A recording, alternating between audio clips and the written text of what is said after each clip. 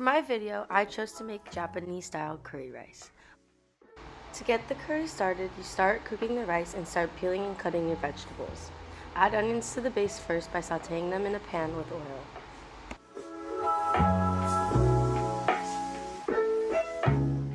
While most people who weren't raised with the presence of Asian culture often think of Indian or Thai curry, being born and raised in Honolulu, I've had Japanese curry many times, and it is the first thing that comes to mind when I hear the word curry.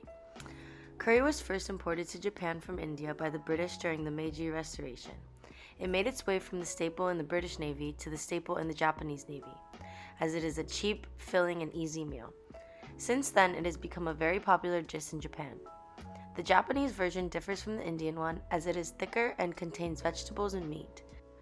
Potatoes were also added to the recipe by William S. Clark, a U.S. agriculturalist who established Hokkaido University, used to supplement their meal during a rice shortage. This dish can easily be found at many restaurants in Japan, and many Japanese households cook this meal at home.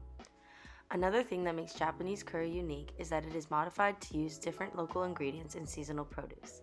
This led to a creation of many different regional varieties, including scallop curry, black pork curry, katsu curry, and even pear curry.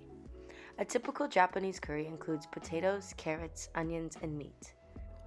Since I do not eat meat, I will be replacing the meat with tofu in this recipe. Usually the meat would be added before the vegetables, but since tofu cooks a lot faster, we added it last. The sauce is made from a curry powder and is usually less spicy than Indian curry. It is often topped with red pickled ginger and eaten with a large spoon. The term curry rice refers to the curry served over rice, as it is also often served over noodles or in a dough.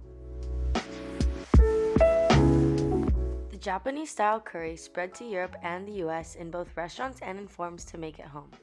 Japanese curry cubes and packets are now exported all over the world, often sold in Japanese and Asian supermarkets.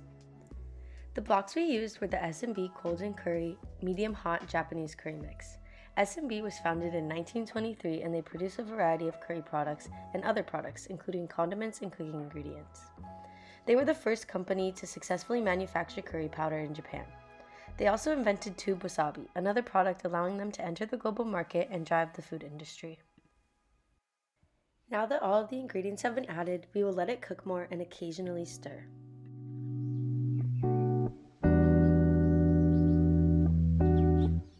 Once we think the vegetables are almost cooked to perfection, we add in the tofu.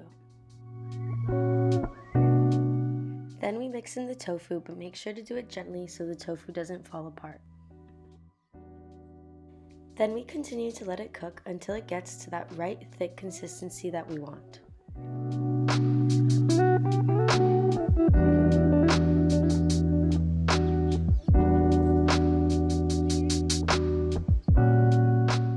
Once the curry and rice are ready, we prepare our bowls.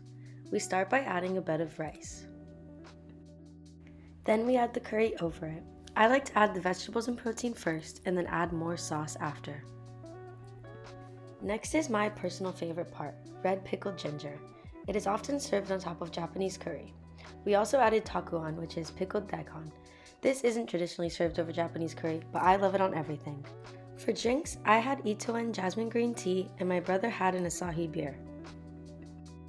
Although curry was not originated in Japan, it has gone on a journey through Japan and become something new.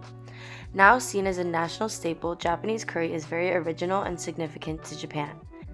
It is very interesting to see how Japan adopted a food from another country, put its own cultural spin onto it, and then spread it on to other countries.